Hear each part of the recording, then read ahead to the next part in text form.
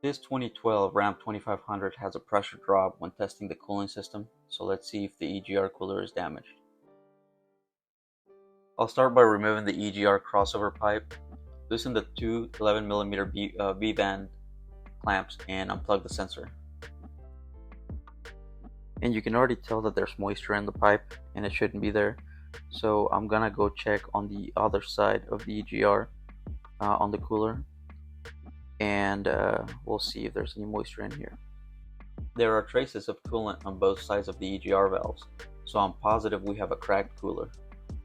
I'm going to remove the EGR cooler, and I'm going to show you guys what it looks like inside when it's leaking. First, remove the filter housing. We're going to remove the intake tube. Now it's time to remove the EGR valve actuator. All these bolts are 10mm bolts. There's 3 on top of the valve, and there's like 2 or 3 on the side, which is what I'm doing now.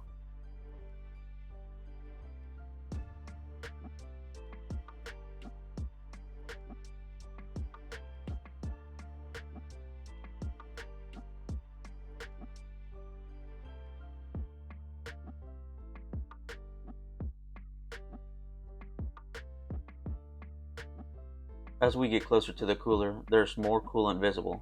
This should all be dry.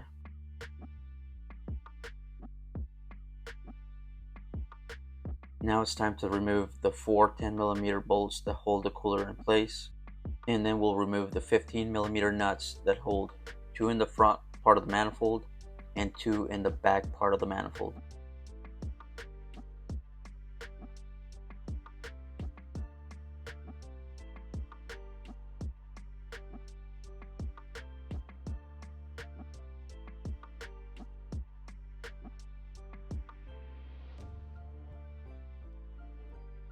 For the 2 nuts in the back of the manifold, I use a stubby 1-inch extension in a deep 15 socket.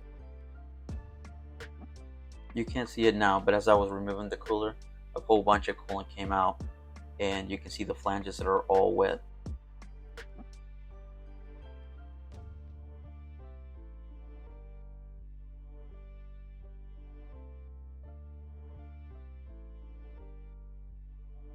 Now that the cooler is out, I rigged a bypass water hose so that I could pressure test the system without the cooler, and I pressurized it to 16 pounds.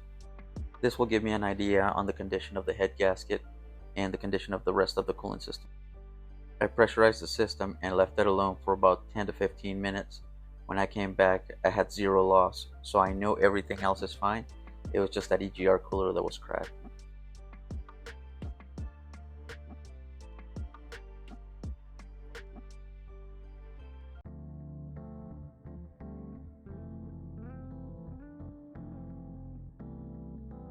I left the cooler sitting in an upright position to see if there was any coolant that would drain down, and there it is. And that's it. I hope I was able to show you how to check your EGR cooler and hopefully replace it yourself without spending a ton of money at the shop.